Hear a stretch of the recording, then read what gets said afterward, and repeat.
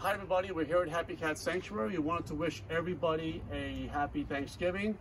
We also want to thank all of our supporters who have supported us in these last few years that have been horrendous for us.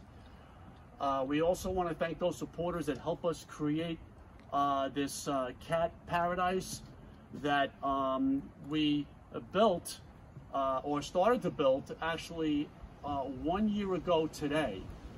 We didn't want to bring it up because it was very upsetting to a lot of people when the cat on Thanksgiving Day was mauled to death back here in the woods. This whole area was a woods that belonged to the sanctuary, but it wasn't being used. It was being actually used for 20 cats that were from the surrounding areas that came to eat here. We put shelters for them in the woods, and we cared for them. Some neighbors had moved into the back that we didn't know about. They had two dogs that were very aggressive, against animals. And I heard some commotion on Thanksgiving Day last year to find these two dogs mauling this cat to death.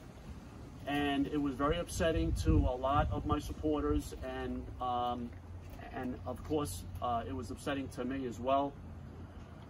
If it wasn't for all of you guys that supported us, we also wanted to show people what we completed in 1 year.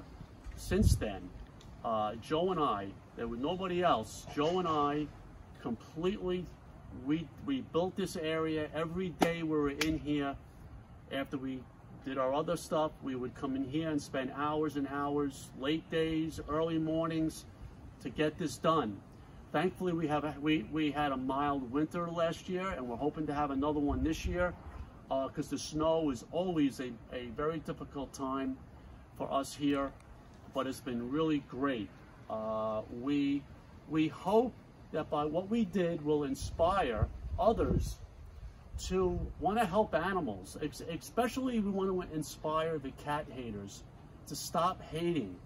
I just wish that people that don't have a cat or don't even have a dog, that would understand that animals are so loving. They give you so much in your life that make you happy.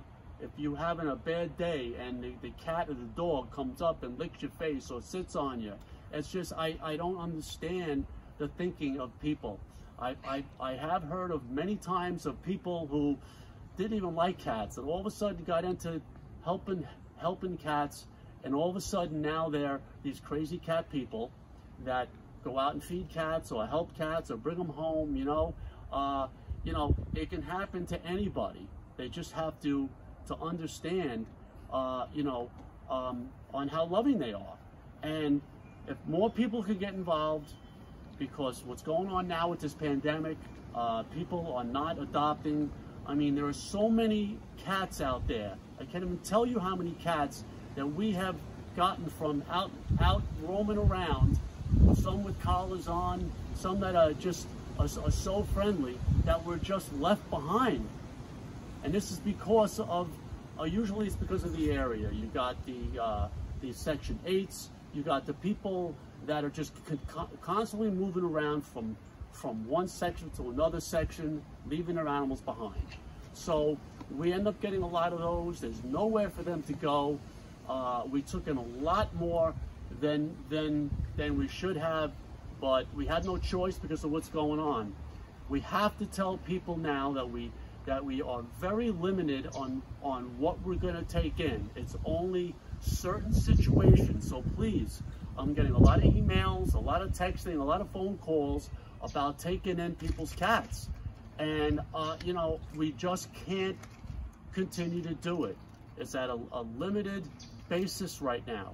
We have to pick and choose, unfortunately, on who we help. And that's just the way it is for right now. We wish that we would inspire that big donor that, it's happened to other big rescues. Sometimes the big donors don't want to donate the big money to us because we're in a residential area. But right now we're up to code. We're not breaking any laws.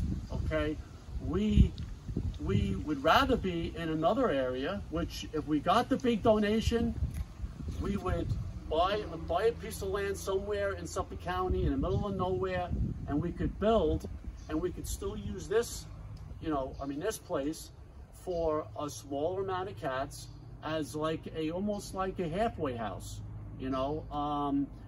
But you know, we need that big donor, you know, I know that I could not build another sanctuary. I've already rebuilt this sanctuary several times already, and I just physically cannot do it again. I would, if I had the big donation, then I could hire those, and I could, you know, I could build, you know, technically I could build it in my mind, and what I've learned from here at, you know, by having this sanctuary, on what the good things are and the bad things are.